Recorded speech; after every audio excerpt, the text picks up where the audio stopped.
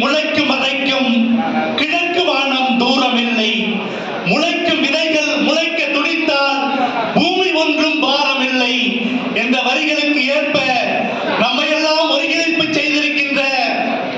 தேசிய ஜனநாயக கூட்டணியுடைய சிதம்பரம் சட்டமன்ற வேட்பாளராகிய அண்ணன் KAP அவர்களை வெற்றி பெற செய்வதற்காக